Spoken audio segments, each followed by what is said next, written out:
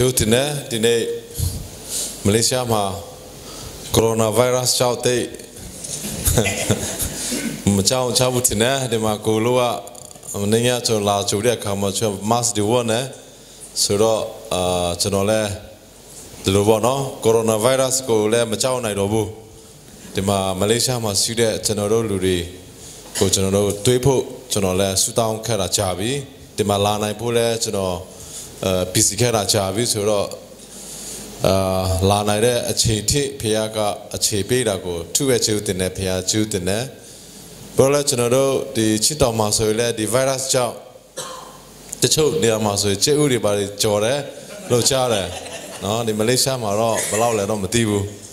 Singapore do twa ro le Singapore ma le di coronavirus chaw to to be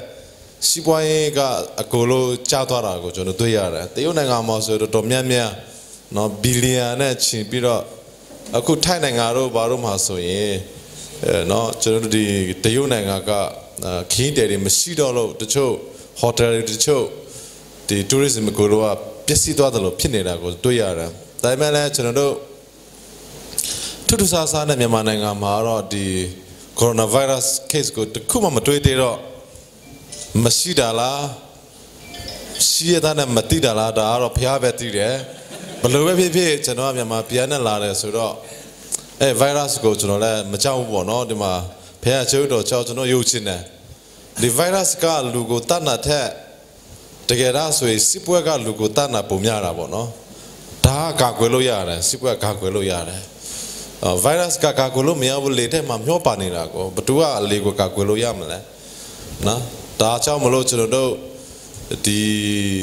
ဒီမလေးရှားမှာလာရချစ်အကြောင်းရင်းဟာလဲကျွန်တော်နိုင်ငံကမတည်မငြိမ်ဖြစ်နေတိုက်ပွဲတွေဖြစ်နေကျွန်တော်ရဲ့နော်ဒီမှာလာချီလို့လာတာမဟုတ်ဘဲနဲ့ကျွန်တော်ဟာဒီမှာဒီကိစ္စတွေကြောင့်ဒီ issue တွေကြောင့်ဒီနေရာမှာရောက်နေရတယ်ဖြစ်တဲ့အတွက်ကြောင့်ကျွန်တော်ဟာဒါကိုဒီနေရာမှာလာရချစ်ဖြစ်နေဆိုတာကိုပထမဆုံးကျွန်တော်ပြောလို့ပါတာပြီးတော့ဒုတိယအချက်အနေနဲ့အခုနကကိုကြီးပြောတဲ့စကားပေါ့ကျွန်တော်ချင်းဟာ we are one in chin ချီရီကိုတောင်းတယ်ချီလေကိုရှူနေချစ်တော်ကလာတယ်ဆိုတာကိုကျွန်တော်ဝါကြွားဖို့လိုပါတယ်အဲ့တော့ကျွန်တော်လည်းအခုဖះကျုပ်တော်ကြောင့်မြန်မာနိုင်ငံconference တော်များများမှာလည်းကျွန်တော်ပြောတယ်နိုင်ငံတကာလည်းကျွန်တော်တွားပြီးတော့ပြောတယ်အမေရိကန်တို့ကျွန်တော်ချင်းဒီရှိတဲ့နေရာအတိုင်းမှာကျွန်တော်တွားတဲ့အခါမှာကျွန်တော်ချင်းတောင်ကလာတယ်ဆိုတာကျွန်တော်ချင်းဖြစ်နေဆိုတာကိုကျွန်တော်ဟာ identity ကိုအများအားထားဖို့လိုတယ်ကျွန်တော်ဘလောက်အထိအဲ့ဒါဖက်မှာပြောတယ်လဲဆိုတော့ကျွန်တော်တခိခစ်တော့ကချီဖြစ်နေလို့ကျွန်တော်ပြောချင်တယ်အဲ့လိုပို့စာလိုမျိုးပေါ့သူကတောင်ပေါ်သားကျွန်တော်ကိုတော့တောင်ပေါ်သားတွေဖြစ်နေဘာဖြစ်လို့အဲ့ဒါကိုကျွန်တော်ခဏပြောတယ်လဲဆိုတော့ဒါမှလည်းမှန်တယ်ကျွန်တော်ကြားစာကိုကြည့်တဲ့အခါမှာတခိခစ်တော့ကတောင်ပေါ်မှာပဲဆူတောင်းတာကိုတွေ့ရတယ်ငါးနှကောင်နဲ့ပေါင်မိုးနော်မိုးငါခုကိုလည်းဖះကတခိခေတော်ကတောင်ပေါ်မှာပဲလူ9000ကျော်စားဖို့ကောက်ချပေးတယ်အဲ့ဒါကျွန်တော်ဒါကြောင့်မလို့ဒါကိုချီအားဖြင့်တခိခေတော်ဟာတောင်ပေါ်သားဖြစ်တယ်ဆိုတာကိုတက်ပြတယ်ပြီးတော့လည်းဒုတိယအနေနဲ့ကျွန်တော်တို့ဒီပီလိုစာချိုးတို့ကိုမြန်မာနိုင်ငံမှာရှိတယ်ဒါပေမဲ့လည်းကျွန်တော်ပီလိုစာချိုးဟာကျွန်တော်တို့ထင်တယ်တောင်ပေါ်မှာမချိုးလို့မေပြမှာချိုးမလို့ဒီနေ့အထိကျွန်တော်ကဒီပြဿနာတွေရှိနေမယ်လို့ထင်တယ်ဘာလို့ဆိုတော့ချာစာကိုတေချာပြန်ကြည့်ရင်အာဗြဟံကိုတိုင်ကဖះကကောက်ချပေးချင်တဲ့အခါမှာအာဗြဟံက refugee ဖြစ်နေဘာလို့ဆိုတော့အာဗြဟံကသူရွာနေပြီးတော့ဖះကထွက်ခိုင်းတယ်သူရွာမှာမနေခိုင်းတော့ဘယ်နေရာမှာသူက asylum လုပ်တယ်လဲဆိုရင် Egypt နိုင်ငံမှာလုပ်တာကိုတွေ့ရတယ်အာဗြဟံလေEgypt နိုင်ငံမှာသူကဒုက္ခတယ်လို့တယ်ဒါကတော့ကိုလိုချစာဖတ်လို့တိမှာပေါ့ဒါပေမဲ့ဖတ်ရတော့ဒါတိလို့မရဘူးအဲ့တော့တချို့ပါစတာတွေဟာလည်းအဲ့လိုမျိုးကိုနားမလည်တဲ့ခါကျကျွန်တော်လည်းမသားနိုင်ဘူးအဲ့ဒါကတော့ကိုတဲ့တာရှိတော်ငယ်တော်လို့ပေါ့ဆိုတော့အာဗြဟံတမိုက်ကိုကြည့်မယ်ဆိုရင် तू ကသူ့တမိုက်တစ်လျှောက်လုံးမှာဒုက္ခတယ်ဘဝနဲ့ပဲယူဆိုင်တာကိုတွေ့ရတယ်Egypt နိုင်ငံမှာဘလောက်အထိစိုးတယ်လဲဆိုရင်သူ့မိမဆာရာကအရာချောတယ်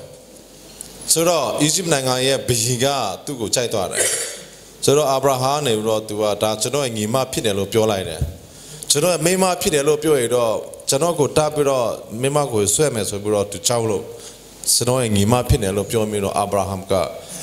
မိမဆာရာကိုအီဂျစ်ဘီကယူသွားတာကိုတွေ့ရတယ်အဲ့ဒါဟာလေဒုက္ခတဲ့ဘဝကဘလောက်ခက်ခဲတယ်လဲဆိုတာကြားစာမှာကျွန်တော်အကုန်လို့တွေ့တယ်ပြီးတော့လေအာဗြဟံနဲ့ဖခင်ကစာချုပ်တဲ့အခါမှာတောင်ပေါ်မှာချုပ်တာကိုတွေ့ရတယ်တနေ့တော့အာဗြဟံမှာမွေးလာတဲ့သားကိုနော်အိုက်ဆတ်ကိုနော်လှူဖို့ပြောတဲ့အခါမှာတောင်ပေါ်မှာသူကလှူပြီးတော့အဲ့လိုနဲ့သူတို့အဲ့ဒီတောင်ပေါ်မှာပဲဖခင်အာဗြဟံကိုကောက်ချပေးတာကိုတွေ့ရတယ်နော်တာကိုချစ်အပြည့်ကျွန်တော်တို့တောင်ပေါ်သားဖြစ်ရတာကိုယူဖို့လိုတယ်ချစ်တောင်ပေါ်သားဖြစ်ရတာကိုယူဖို့လိုတယ်ပြီးတော့တနေ့တော့ကျွန်တော်မျှော်လင့်ပါတယ်တော့ဣသရေလနိုင်ငံရဲ့တမိုင်းကိုကြည့်မှာဆိုဣသရေလနိုင်ငံတမိုင်းကိုကြည့်မယ်ဆိုရင်ဣသရေလအကိုလောကဒုက္ခတယ်တွေပဲဣသရေလဇူလူမျိုးတွေဒုက္ခတယ်မရှိတရားမှမရှိတာကိုတွေ့ရတာဖြစ်နေအဲ့ဒါသူတို့ရွေးချယ်လို့တော့မဟုတ်ပါဘူးအမှတော်လေရာချာကိုကိုလိုဖတ်မယ်ဆိုရင်ဒုက္ခတယ်ဘဝကိုကျွန်တော်တွေ့ရတယ်နော်တော့မှနှစ်40ကျွန်တော်နေခဲ့ရတာကိုတွေ့ရတယ်ဒီမှာကျွန်တော်ချင်းနေဆိုတော့ဒီမှာကျွန်တော်တို့ဒီဒုက္ခတဲ့ဘဝနဲ့ဒီမှာနှစ်40တော့မနေသေးပါဘူးကျွန်တော်ခွာစီဖို့လိုပါတယ်ကျွန်တော်ယုံကြည်ဖို့လိုပါတယ်ကျွန်တော်မှာဖခင်ကိုစိတ်ချဖို့လိုပါတယ်ဆိုတော့ကျွန်တော်တို့ဒီဣသရေလနိုင်ငံကိုအခုကြည့်မယ်ဆိုရင်ဒုတိယကမ္ဘာစစ်နောက်ပိုင်းမှာသူတို့အကုန်လုံးကနေပြီးတော့ဒီဣသရေလနိုင်ငံကိုပြန်လည်ထူထောင်ပြီးတော့မကြသေးဘူးနော်ဣသရေလနိုင်ငံရဲလို့ဖြစ်လာတာမကြသေးဘူးနိုင်ငံတစ်ခုနဲ့ရတည်လာတာမကြသေးဘူးဒါပေမဲ့ဒီနေ့ကဘာကိုကြည့်မယ်ဆိုရင်ဣသရေလစစ်သားတွေကကဘာပေါ်မှာအကောက်ဆိုစစ်သားလို့ကျွန်တော်ပြောလို့ရတယ်ဣသရေလနိုင်ငံရဲ့စီးပွားရေးကဘာမှာအကောက်ဆိုစီးပွားရေးတစ်ခုလို့ကျွန်တော်ပြောလို့ရတယ်ဘလို့နဲ့ဒီဒုက္ခတဲ့ဘဝနေပြီးတော့သူတို့နိုင်ငံကိုပြန်တည်ဆောက်ပြီးတော့သူတို့ရဲ့အမျိုးသားရေးကိုပြန်လုပ်တယ်ဆိုတာကိုတော့ကျွန်တော်ကြားစာကိုအများဖတ်ဖို့လိုပါတယ်ထို့နည်း၎င်းပဲကျွန်တော်ရဲ့ချင်းတွေဟာလဲကျွန်တော်တို့ရဲ့ identity ကိုမပြောင်းဖို့လိုပါတယ်နော်ဒီကျွန်တော်တို့ဂျူးလူမျိုးတွေခံစားခဲ့တဲ့ပြဿနာကိုကျွန်တော်မခံစားသေးပါဘူးတစ်ဖက်ကပြောမယ်ဆိုရင်ဂျူးတွေကတော့ဟီတလာနေပြီးတော့သူတို့ကိုအဆုလပြိုလိုက်အတန်းခံရတာနော်ကက်စ်နဲ့ကိုတားလိုက်တဲ့အဖြစ်ပြတွေကိုတွေးရတယ်ဟိုလိုကော့စ်ကိုတွေးရတယ်ဒါကဘာတမိုင်းမှာလို့ဖြောင်းဖြစ်လို့မရတဲ့ကိစ္စတွေပါတို့တော်ညာလည်းပဲဖခင်ကပေးထားတဲ့ဖခင်ကရွေးထားတဲ့လူမျိုးကဘတော်မှဘလို့ပဲဖြစ်နေပါစေဟီတလာဘလောက်ပဲပေါ်ပြက်စီလို့မရပါဘူးအခုသူတို့ကိုဖျားပြခေါ်ပြီးတော့သူတို့နိုင်ငံကိုပြတည်ထောက်ခိုင်းတဲ့အခါမှာသူတို့ကနိုင်ငံအတိတရားနဲ့လာတယ်အခုကျွန်တော်တို့ဒီအဖြူတော်တို့ကိုတကယ် influence White House တွေ European Union တွေတကဘာလုံးမှာစီးပွားရေးပညာရှင်တွေအတိပညာရှင်တွေအတပညာရှင်တွေပြီးတော့နိုင်ငံရေးမှာတကယ်အာဏာရှိတဲ့ကိုလို့ကြီးတဲ့အခါမှာဒီလူတွေကပဲသူတို့ကို influence လုပ်နိုင်ကိုတွေ့ရတာ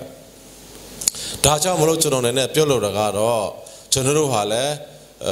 စိတ်ဓာတ်မကြဖို့လိုတယ်ကျွန်တော်ဟာလည်းဒါတွေအားလုံးဟာကျွန်တော်ရွေးချယ်လို့ဖြစ်တာမဟုတ်ဘူးအဲ့ဒါဟာဖခင်ကအစီအစီရှိတယ်ဆိုတော့နားလည်ဖို့လိုတယ်ဆိုတော့တနေ့ကျရင်တော့ကျွန်တော်ချင်းတွေဟာလည်းဖခင်ကကောက်ချပေးထားတဲ့လူမျိုးတွေဖြစ်နေဒါကတော့တရားမှတရားပြောလို့ရတယ်ဘာလို့ဆိုတော့ကျွန်တော်တို့အမေရိကန်ဖက်ကနေပြီးတော့ကျွန်တော်ကိုသာသနာလာပြုတဲ့သာသနာစင်ယာချစ်ပီနယ်မှာကျွန်တော်တို့ယူကြည်သူဖြစ်လာတဲ့တမိုင်းကိုကြည့်တဲ့အခါမှာဖခင်ကကျွန်တော်ကိုလာရွေးတယ်ဆိုတာကိုကျွန်တော်တိတိတသာတွေ့လို့ရပါတယ်။နော်မြောက်ပိုင်းမှာဟာခါတော့မှာကျွန်တော်တို့အမေရိကန်ကနေပြီးတော့ Reverend Carson နဲ့တူမီတာစုကလာတယ်နော်1800နောက်ပိုင်းမှာပေါ့ 18th century နောက်ပိုင်းမှာတို့လာတယ်ပြီးတော့19ရာစုအစမှာလာတာနေပြီးတော့ Ariel Lorraine နဲ့တူမီတာဆွာလဲကျွန်တော်တောင်ပိုင်းမှာကိုအဲ့လိုနော်တတိကောင်းကိုလာပေးတယ်အဲ့လိုနဲ့ကျွန်တော်ပြည်နယ်ဟာယုံကြည်သူတွေရှိတဲ့ပြည်နယ်ဖြစ်လာတာဒါတွေကိုလို့ကိုချစ်ချင်းအဖြစ်ကျွန်တော်ချင်းနေဟာဖခင်ကရွေးထားတယ်ဆိုတာကိုကျွန်တော်တွေ့ရပါတယ်ဖခင်ကအရွေးခါတဲ့လူတွေဖြစ်တဲ့အတွက်ကြောင့်အခက်ခဲဆိုရင်လည်းသူများထက်ကိုကြိုဖို့လိုပါတယ်အခက်ခဲဆိုရင်လည်းသူများထက်ကိုကျွန်တော်တီးဖို့လိုပါတယ်အခုဇူလူမျိုးတွေနဲ့ကိုကျွန်တော်နှိုက်ဖို့လိုပါတယ်တစ်ဖက်ကပြောမယ်ဆိုရင်အခုဇူလူမျိုးတွေတမိုင်းကိုကြည့်မယ်ဆိုရင်သူတို့ဒုက္ခတဲ့တမိုင်းနဲ့အကုန်လို့ပြစ်နေချားစာအုပ်ကျွန်တော်ဒီနေ့ချားစာအုပ်လည်းယူလာတယ်ဒီနေ့လူထောပြောပွဲဆိုပေမဲ့လည်းချားစာအုပ်ကျွန်တော်ယူလာတယ်အဲ့ဒါကိုပြောချင်လို့ဒါကိုကြည့်ချင်အဖြစ်ကျွန်တော်ဒီတမဟာအကုန်လို့ကိုကြည့်မယ်ဆိုရင် နော်ဒီချာစာတစ်ခုလို့ကိုကြည့်မယ်ဆိုရင်နော်ဒါဒုက္ခတွေရဲ့ဘဝပဲကျွန်တော်တွေ့နေရပါတယ်ဒါကြောင့်မလို့ကျွန်တော်အနေနဲ့ဒီနေ့ဒီမလေးရှားနိုင်ငံမှာခက်ခဲတွေကြုံနေဟုတ်တယ်တခါလေကြာတော့မင်းကဟိုရဲတွေ operation တွေပြီးတော့ဖားရိုက်ကိုတွေးတဲ့အခါမှာခိတခဏတော့ဒေါက်တာထွက်နေခိတခဏတော့စိတ်နာတယ်ခိတခဏတော့အဲ့လိုဖြစ်နေဒါပေမဲ့လည်းအဲ့ဒါလောက်ကားနဲ့ကျွန်တော်တို့ကိုဖျက်ဆီးနိုင်မျိုးဆိုတာတခုမှမရှိပါဘူးအဲ့ဒါရဲတွေဖားလောက်နဲ့ကျွန်တော်တို့ဖះအစီအစီထားတာကိုဖျက်ဆီးလို့မရပါဘူးဆိုဒီထက်မကကျွန်တော်လှုပ်ရှားဖို့လိုတယ်ဒီထက်မကစီယိုဖို့လိုတယ်ဒီထက်မကကျွန်တော်ဟာဆုတောင်းဖို့လိုတာကိုကျွန်တော်တွေးရပါတယ်ဒီထက်မကဖះကိုစက္ကဖို့လိုပါတယ်ကျွန်တော်ဒီမလေးရှားအစိုးရကိုလည်းကျွန်တော် influence လုပ်ဖို့လိုပါတယ်မလေးရှားအစိုးရနဲ့လည်းကျွန်တော်ဆွေးနွေးနိုင်မဲ့လူမျိုးဖြစ်ရမယ်မလေးရှားအစိုးရနဲ့ကိုလည်းစကားပြောနိုင်တဲ့လူတွေဖြစ်ဖို့လိုပါတယ်သူတို့ရဲ့ဝေကြီးတွေနဲ့တွေ့ဖို့လိုပါတယ်သူတို့ရဲ့ဝေချုပ်နဲ့တွေ့ဖို့လိုပါတယ်ကျွန်တော်ကအဖမခါအောင်ပဲပြောဖို့လိုပါတယ်အဲ့ဒါတော့စကားတစ်ခုနှစ်ခု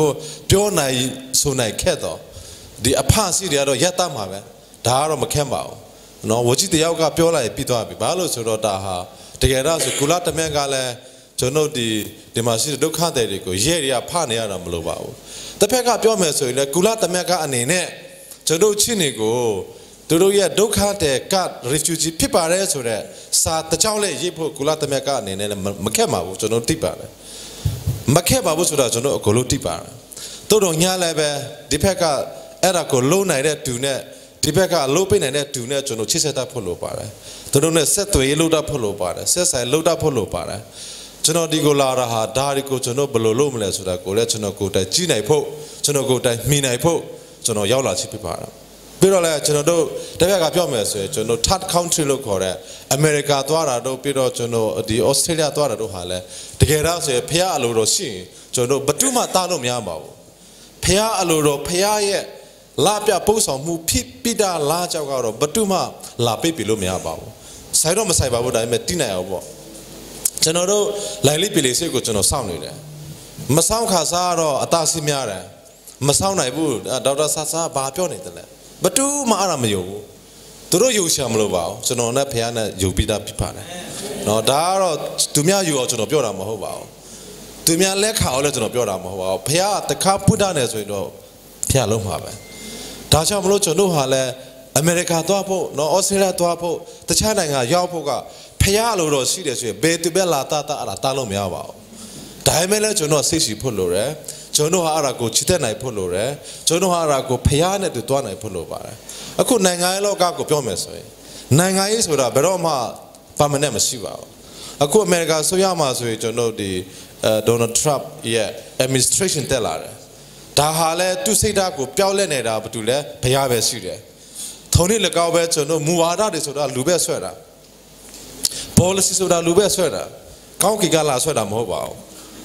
းဒါကြောင့်မလို့ဒါတွေကိုကျွန်တော်ကြည့်ပြီးတော့စိတ်ငြင်းနေနေဘာမှမဖြစ်ပါဘူးဘယ် policy ပဲလာဘာအစိုးရပဲတက်ကျွန်တော်တို့အနေနဲ့ဖះကပြောထားတဲ့ဖះကလာပြပိုးဆောင်နေတဲ့ဖះအစီအစီကိုကျွန်တော်ကလက်ခံတာဖို့လိုပါတယ်အဲ့ဒါအရေးကြီးတယ်ပြီးတော့ကျွန်တော်အနေနဲ့ကဥမာပေါ့နော်ဟို2010ခုဒုက္ခဒီမှာကျွန်တော်ချင်းဒုက္ခတွေကို2010ကိုပြီးရင်နော်2010ရှိတော့မူဝါဒထွက်လာပြီးတော့နော်သူတို့ကဒီဒုက္ခတဲ့ဖြစ်တာကိုနော် recession လုပ်တော့မယ်အဲ့ဒါကိုလို့ session လုပ်တော့မယ်ပြီးဆုံးတော့မယ်ဆိုတော့ policy ထွက်လာတော့ကျွန်တော်ခင်ဗျာကျွန်တော်လည်းစိတ်မကောင်းဘူးပေါ့ကျွန်တော်အင်္ဂလန်နိုင်ငံမှာနေတယ်ကျွန်တော်အနေနဲ့လည်းဘာမှတော့မတတ်နိုင်ဘူးတိုးတော်ညာလည်းပဲဟိုမှာလွှတ်တော်ဥက္ကဋ္ဌနဲ့လွှတ်တော်တွေကိုကျွန်တော်ပြောတယ်အင်္ဂလန်နိုင်ငံမှာဗြိတိရှလွှတ်တော်အမတွေကိုပြောပြီးတော့ဘယ်လိုပဲဖြစ်ဗြိတိရှအစိုးရဒီကုလသမဂ္ဂမှာဟိုဘယ်လိုလဲ permanent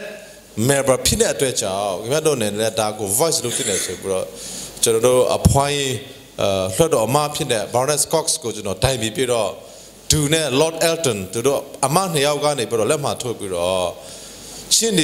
မလေးရှားမှာရှိတဲ့ချင်းတွေနဲ့ဒယ်လီမှာရှိတဲ့ချင်းတွေကိုအဲ့လိုဒုက္ခတဲ့ဖြစ်နေလက်မခံရတော့ဘူးတော့စစ်စစ်လို့တော့မယ်ဆိုတဲ့တတိကိုထွက်ပေါ်တဲ့အခါမှာကျွန်တော်တို့ဗြိတိရှလွှတ်တော်အမတွေနဲ့စိတ်မကောက်ဖြစ်နေဆိုရမိတယ်အဲ့ဒါကျွန်တော်အကိုလို့ကျွန်တော်ပဲရေးတာသူတို့လက်မှာပဲထုံတာတနေ့အပြည့်မဲ့ကျွန်တော်လွှတ်တော်အမမဟုတ်တော့ရေးခွင့်မရှိဘူးလေပြောချင်တာကတော့သူတို့ကရေးကျွန်တော်ရေးတယ်သူတို့လက်မှာထုတ်တယ်အဲ့ဒါကိုဗြိတိရှအစိုးရကိုပေးတယ် วิธีชาสุอาในบรอดีมาซีเรียยูเอ็นเอชียก็ลาเซตเวนดาบลูพินนี่เดลอากูชิลูอุยเลต้านิบากาสุยนี่บาร์ตัวเราอะไร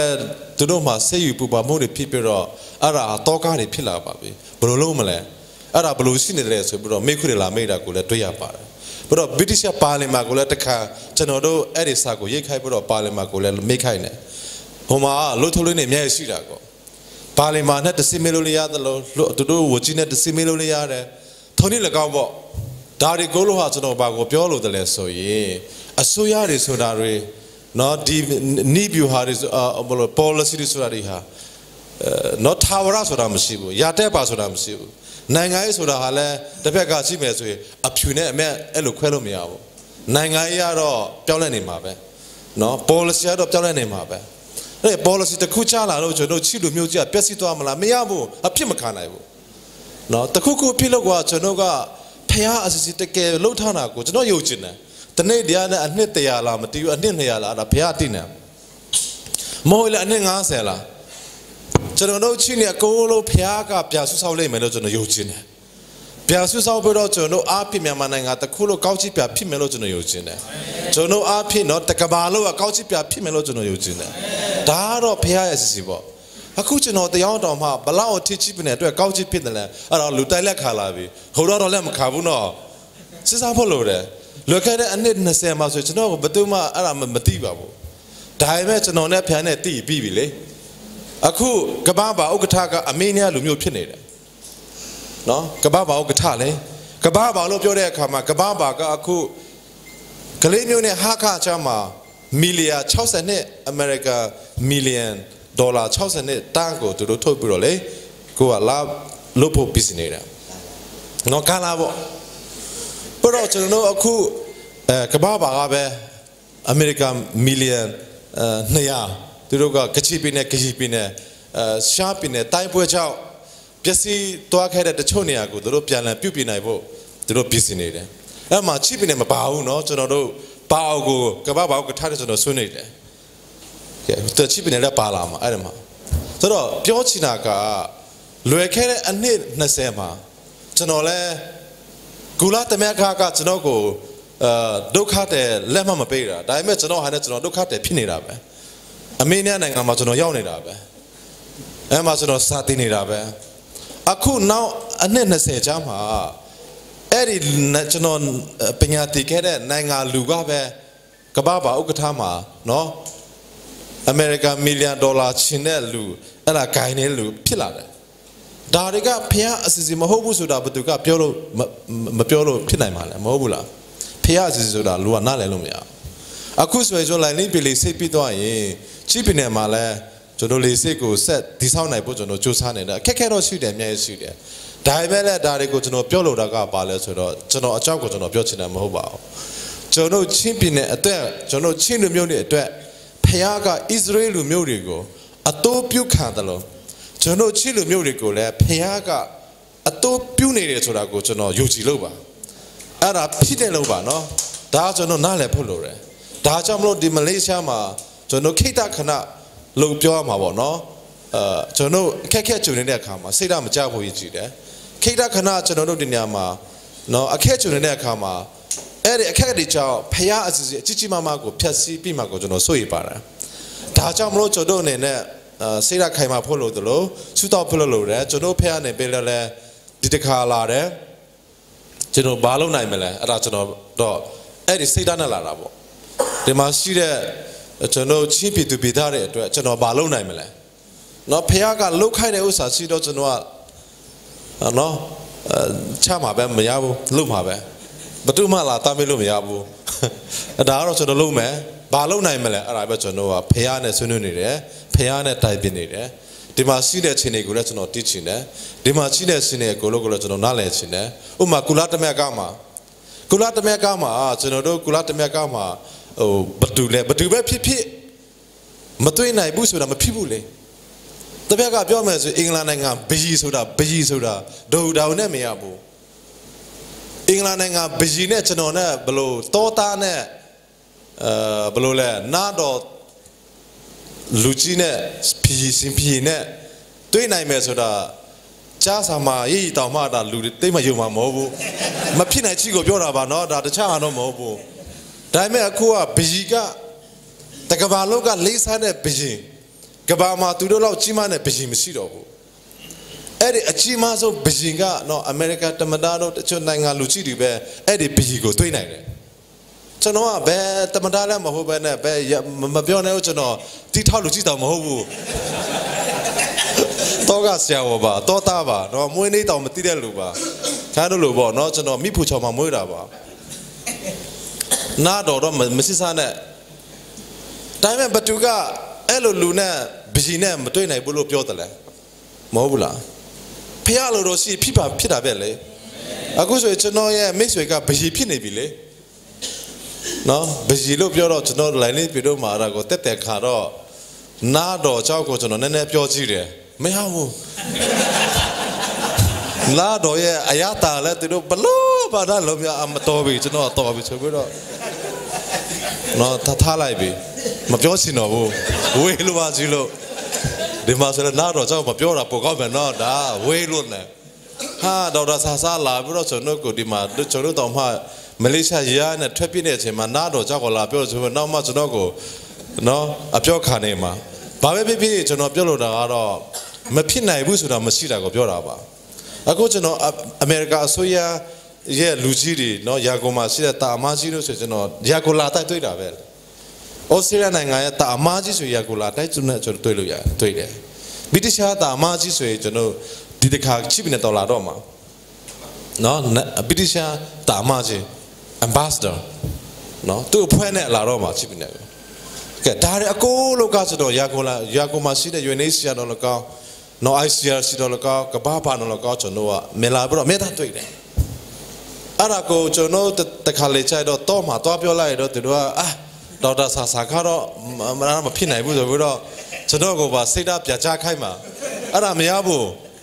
ကျွန်တော်ဟာလည်းကျွန်တော်ဟာနဲ့ကျွန်တော်တယောက်နဲ့တယောက်စိတ်ဓာတ်မချဖို့ရည်ရှိတယ် ဆိုတော့ positive ထားဖို့လိုတယ် positive mindset ထားဖို့လိုတယ် negative ကိုလောကမစစ်စားနဲ့ negative ကတော့ဘာမှခင်ဗျားကိုပိတ်နိုင်မှာမဟုတ်ဘူးစိတ်ဓာတ်ချခြင်းတွေမယုံကြည်ခြင်းတွေကခင်ဗျားတို့ဘာပေးလို့လဲ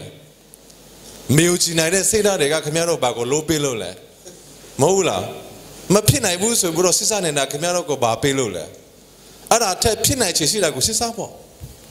အဲ့ဒါအထက်ဖြစ်နိုင်တယ်ဆိုတော့ကိုယုံကြည်ဖို့အဲ့ဒါကိုလက်ခံဖို့ တေချီကနေပြီးတော့စီပြထားမြောက်စိန်နိုင်တဲ့ဘုရားကျွန်တော်တို့မှာရှိတယ်လေတေချီကနေပြီးတော့ကျွန်တော်ကိုမကယ်တင်နိုင်ဘူးကျွန်တော်ကိုတေချီနော်တေပိတာကြားစာမှာရှိလေလာဇရုကလက်ရက်တေတာရှိပြီအဲ့ဒါတော့မှထားမြောက်ခိုင်းတဲ့တခိတော့မရှိဘူးလားရှိတယ်လေအဲ့လိုရှိစားရမှာသူကိုယ်တိုင်လဲဝကတိုင်မှာအသားခါပြီးတော့ပြန်လဲစီပြထားမြောက်တဲ့ဘုရားကိုကျွန်တော်တီးတဲ့လူမျိုးတွေပဲ အဲ့ဒါကိုချင်းလူမျိုးလို့ခေါ်ပါတယ်မဟုတ်ဘူးလားအဲ့ဒါပဲလေ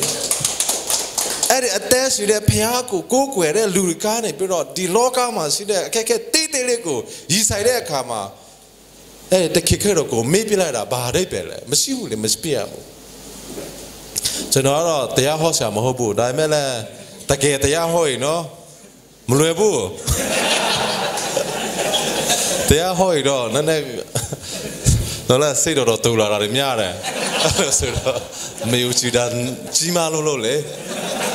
ဖះเจ้าမှာအလောက်တချီဆိုပြီးတော့ဘာဖြစ်လို့မေယူချီနိုင်တာလဲအဲ့ကျွန်တော်မသိဘူးဒီလောက်ဆူတောက်ပဲနဲ့ဆူတောက်လျက်နဲ့ကိုမေယူချီနိုင်ထိတ်တာလေအဲ့နဲ့ချီပီနဲ့မှာဘူတိတာတွေများလို့လာတော့မသိဘူးဘူကိုမတီးပဲနဲ့ကောင်းနဲ့နှလုံးသားထက်ကဘူကိုတီးမှ နော်အဲ့ဒါမှမရတော့ဘူးဘာလို့ဆိုတော့ကျွန်တော်ယူကြည်တာနဲလို့အရှိတယ်ကျွန်တော်ချီလူမျိုးတွေဟာယူကြည်တဲ့လူမျိုးတွေဖြစ်ဖို့လိုပါလားဖះကိုယူကြည်တဲ့လူမျိုးတွေဖြစ်ဖို့လိုပါလားဘယ်နေရာပဲရောက်ဘယ်နေရာပဲသွားကျွန်တော်အဲ့ဒါဖြစ်ဖို့လိုပါလားဒါကြောင့်မလို့ကျွန်တော်အမေရိကန်လဲသွားရတယ်တခါလေကြာကျွန်တော်အမေရိကန်တို့မှာဆိုရင်တော့တခါလေကြာအခြေအနေနဲ့တော့ဖះเจ้า9เจ้าကိုတနစ်ကနေတနေ့ကိုကျွန်တော်တရားဟောလိုက်တယ်ဒါဟာလဲကောင်းတာပဲ နော်ပါစတာဘသူမှဖះเจ้า9เจ้า9ခုလောက်ကို9เจ้าလောက်ကိုတနေ့တရားဟောတယ်လို့ရှိမယ်လို့မထင်ဘူးတော့ကျွန်တော်မရဘူးဟောတာပဲမနေ့ကစင်ကာပူမှာလည်းဖះเจ้าတော်เจ้าပေါ့အဲ့လိုတနေ့တရက်ပဲနေတယ် มาจนพยาเจ้าคนตู้เล่เนี่ยมาจนเทียหัวไหล่บีเลยแล้วมาภาษาเล่สิมาเนาะตอนนี้ก็คือว่าพยาเจ้าแต่เจ้าแบบเตะเลยจนว่าคนเจ้าเตะเลยอะไรเดี๋ยวใส่แบบที่เนี่ยกูสิเนาะแต่หากข้ามาแล้วจนเตะเลยแต่ก็เต่าเปียวดูกันเลยหากข้ามาเต่าเปียวดูก็นักท่องเที่ยวงามาบ่จนเราเลยแค่เบี้ยจู่ไปแล้วสายนักท่องเราอินเดียเนี่ยเตะเนาะเพอฟังก็ไปอินเดียเนี่ยไปแล้วตัวรู้สึกตาเนี่ยอะไรลาไปแล้วเลยลานอกเสียดายชื่อเลย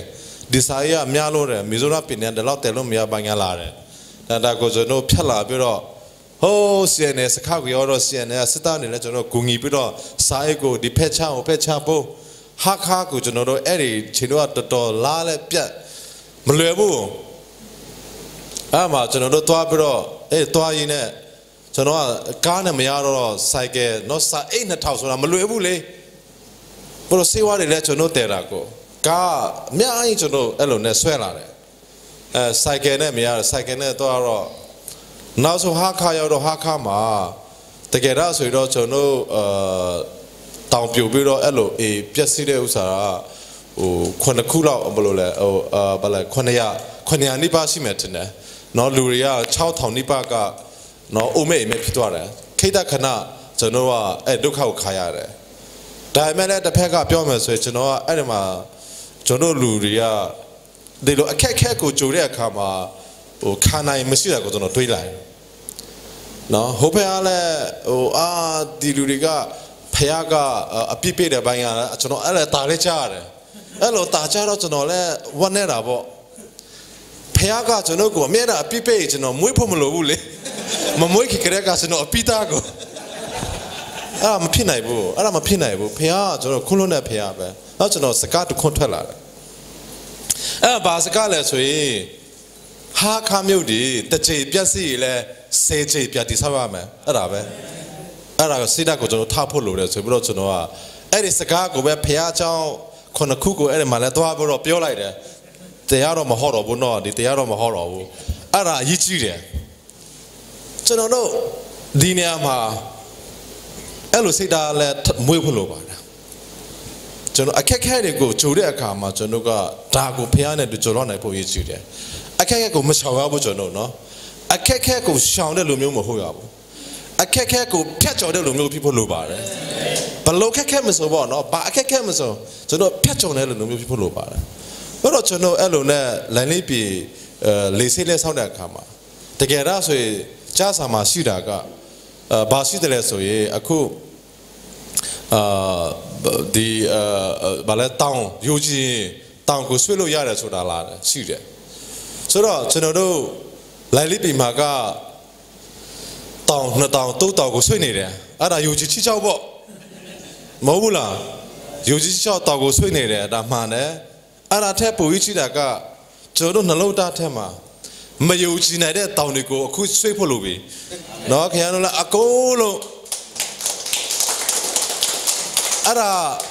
ปีกาตาวกูช่วยได้แท้จอดนรกตาแท้กะตาวกูช่วยพลุแค่นั้นเนาะ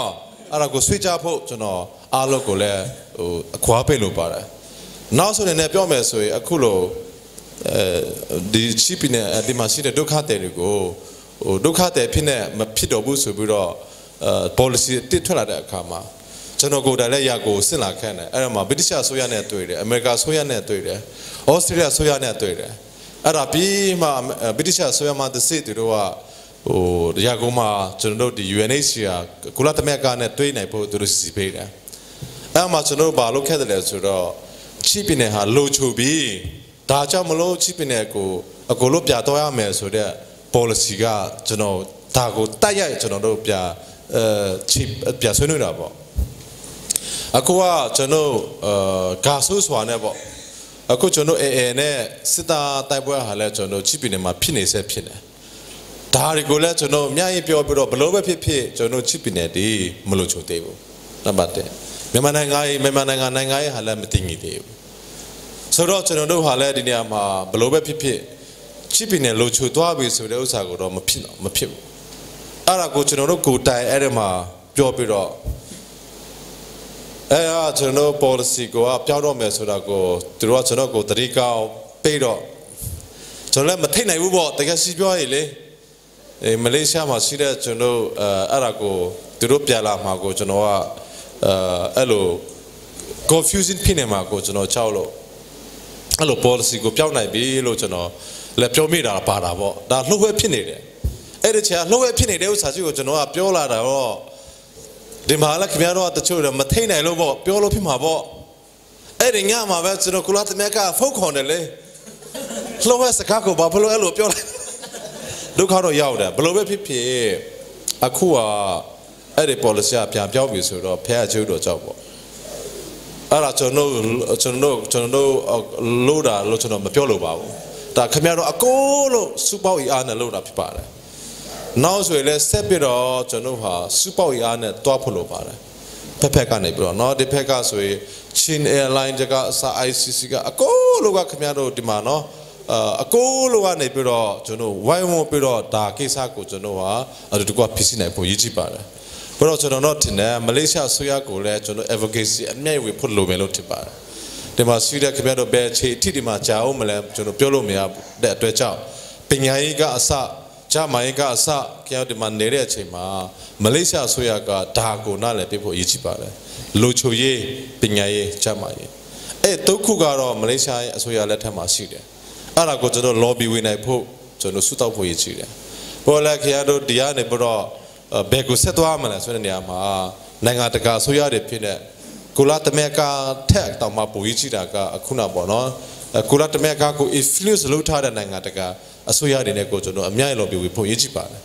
ဒါတွေအလုပ်ကတော့ကျွန်တော်က ABCD ဆိုပြီးတော့တန်းစီလို့မရဘူးဒါကတော့အခြေအ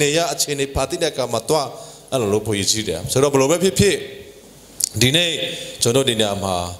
တူတကွဒီလိုတွေးဆိုတာဟာအင်မတားမှကျွန်တော်တွေ့လဲရည်ကြည်တယ်ခင်ဗျားတို့တွေ့လဲရည်ကြည်မယ်လို့ထင်ပါတယ်အနာဂတ်ကိုအတူတူချစ်တဲ့ကြပါစို့နော်ဖခင်ကဣသရေလလူမျိုးတွေကိုကာကွယ်တကယ်တော့ကျွန်တော်ကိုကာကွယ်နေတာကိုတွေ့ပါတယ်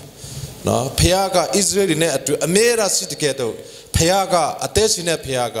ကျွန်တော်ချစ်လူမျိုးနဲ့အမေရာတူချက်ကိုတွေ့ရပါတယ်ကျွန်တော်ဘယ်နေရာပဲတော့တာတွေ့ရပါတယ်ဒါကတော့မေကြီးကိုရိုက်လို့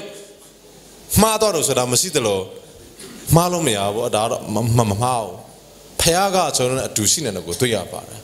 ဒါကြောင့်မလို့ကျွန်တော်ဟာလို့အဲ့ဒီမျိုးလေးချက်ကိုတွားဖို့လို့ပါတယ်ဆိုတော့ကျွန်တော်ဒီနေ့မနေ့ဖြာတော့ကျွန်တော်ချင်းမျိုးသားနေဖြစ်နေ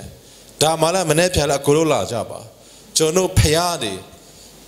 ရှိလုံးချီကိုကောင်းချီးပေးတဲ့ဖခင်ဖြစ်တယ်ဘယ်နေရာမှာမှလူကမရှိလို့ဘူးဆိုဖခင်ကောင်းချီးမပေးဘူးဒါတော့ခင်ဗျားတို့နားလည်စေချင်တယ်ကျွန်တော်ချင်း we are one in chin ချီဆိုတဲ့စကားလုံးမှာကျွန်တော်အကိုလုံးအဲ့ဒီ umbrella အောက်မှာနေဖို့လို့ပါတယ်အဲ့တော့မနေ့ဖြာချီမျိုးသားနေဆိုတာကျွန်တော်အလုံးအမြဲရှိတယ်ဒီချီမျိုးသားနေကိုကျွန်တော်လာဖို့ပတ်စာတွေကိုပို့အခြေတွေကိုပို့ပတ်စာတော့ထားလိုက်အောင်အခြေကိုပို့ကျွန်တော်အခြေတနာရာတာဖို့ရှိတယ်အခုကဖះချိတ်တော်ကြောင့်ပေါ့ဒါပေမဲ့လည်းဒီကိုကျွန်တော်လာပြီးတော့ချီမျိုးသားနေအမြင်နဲ့လာတာဟာအဲ့ဒီရှိလို့ချီကိုကျွန်တော်ပြောချင်လို့အချစ်လို့လာတာဖြစ်ပါတယ်ကျွန်တော်ကမရှိလို့ဘူးဆိုရင်မရှိလို့နိုင်ဘူးဆိုရင် if we are not united there is no place for God to bless us ဒါတော့အကိုလို့ရှိဖို့လို့ပါတယ်မနေ့ဖြာလဲကျွန်တော်ရှိလို့နိုင်တဲ့လူမျိုးတွေဖြစ်နေဆိုတာကိုတက်တယ်ပြပါမနေ့ဖြာဘတူမဆိုလာပါကိုရွရွနဲ့လာပါနော်ကိုရချင်းမှုနဲ့လာပါ we are one in chin ကျွန်တော်ဟာအဲ့ဒါကိုရှိလို့ဖို့လို့ပါတယ်အကိုလို့လာပါအကိုလို့ပြတ်တာပါဒါတွေကိုကြည့်ပြီးတော့ကောင်းချီးပေးတဲ့ဖះရှိတယ်ဆိုတာကိုမမေ့ဖို့လို့ပါတယ်လိုက်လိပိကအရာရှိလို့တယ်ကိုဖះကျွေးတော်ကြောင့်ပေါ့နော်အတိတော်ဆိုရင်လည်းတခုမှကိုက်ကနတခြားမရှိဘူးတခုပဲရှိတယ်ဖះเจ้าတော့လည်းကိုလို့သွားတယ်ဆူတော့လည်းကိုလို့တခါလဲကျွန်တော်ဒါတော့မကောက်တော့ဘူးပုံတယ်နည်းနဲ့သွားတယ်လို့ဖြစ်လာတာမဟုတ်ဘူးပုံတယ်နည်းမဟုတ်ဘူးအဲ့ဒါတကယ်တော့ရှိလို့ချီကိုဖြစ်နေတာကဲအစားဆောက်ဆူတော့ချမလို့ပြောတော့10နှစ်အောက်ကလေးတွေတောင်းလာတယ်ဘယ်လောက်ကောက်တယ်လဲကျွန်တော်နားမှာတို့ကလေးတွေဘာပြောတယ်လဲကျွန်တော်လည်းဘိုက်မစားဘူးနော်ဟုတ်လားကျွန်တော်လည်းဘိုက်မစားဘူးနော်ကိုလာကျွန်တော်အရာစိတ်မှာခါစားလာတယ်ရှိလို့ချီဆိုတာဘယ်လောက်ကောက်တယ်လဲအဲ့ဒါနိုင်ငံတကာလေစစ်လာလို့တဲ့လူတွေကကျွန်တော်အမေရိကကအင်္ဂလန်ကနော်ဒီစင်ကာပူကအများကြီးလာတယ်အဲ့ဒါကိုတွေ့တာလူတိုက်ကအဲ့ဒါကိုကြိုက်ကြတယ်အဲ့ဒါကောက်ချီပေးကြတယ်ဒါကြောင့်မလို့ကျွန်တော်ရှိလူမျိုးတွေလည်းဒီထက်မကရှိလို့ဖို့အမြဲလိုတယ်ကျွန်တော်ရှိလို့ဖျားကောက်ချီပေးတယ်နောက်ဆုစကားနေနေရတော့ ကျွန်တော်ချစ်လူမျိုးတွေကိုကောင်းချီးပေးတဲ့လူတိုင်းဖခင်လည်းတို့ကောင်းချီးပေးမှာပဲအဲ့တော့ထိကိုဖြစ်ဖို့ကျွန်တော်ဖခင်ကိုကျွန်တော်ဆွဲဖို့လိုတယ်ဆွဲတယ်ဆိုတာတော့စကလုံးကောင်းတော့မဟုတ်ဘူးနားလည်နိုင်ဖို့ပြောတာပါအဲ့နဲ့ကျွန်တော်ဣသရေလလူမျိုးတွေကိုကြည့်ပါဦးအမေရိကန်နဲ့ဣသရေလမဆိုင်ဘူးဥရောပတိုင်းနဲ့အမေရိကန်ရဲ့ policy ကိုကြည့်ချအဖြစ်ဣသရေလကိုစစ်လာတိုက်တော့သူတွေကျွန်တော်တို့ကိုစစ်တိုက်တဲ့သူဆိုပြီးတော့ policy ချတယ်အဲ့ဒါပါလိုက်ပဲသူတို့ယုံကြည်ချက်ကြောင့်ဖြစ်တယ်ဣသရေလလူမျိုးကိုကောက်ချီးပေးတဲ့နိုင်ငံတွေကောက်ချီးရမျိုးဆိုတော့သူတို့ယုံကြည်တယ်ဒီနေ့အထိအမေရိကန်စစ်သားကိုဘသူကတွားတိုက်လို့ရမှာလဲစစ်စံကြည့်ပါလေဘာဖြစ်လို့လဲသူတို့ကဣသရေလနိုင်ငံကိုကောက်ချီးပေးလို့ဣသရေလနိုင်ငံအတွက်ကိုရတည်လို့ဖခင်လည်းကောက်ချီးပြပေးတယ်ဆိုတာကိုနားလည်ဖို့လိုတယ်ထို့ဒီ၎င်းပဲကျွန်တော်ချီလူမျိုးကိုကောက်ချီးပေးတဲ့နိုင်ငံတိုက်ရလဲနိုင်ငံကောက်ချီးရလာမှာပဲအဲ့ဒီအထစ်ဖြစ်တော့ကျွန်တော်ယူကြည့်ကြပါစို့အဲ့ဒီအထစ်ရှိအောင်ကျွန်တော်ဟာစိတ်ကိုချစ်တဲ့ကြပါစို့ဆိုတာကိုပြောနေကိုချုပ်ပါအားလုံးကြိုးတင်တယ်ခုလုံးအပိစကပြောတော့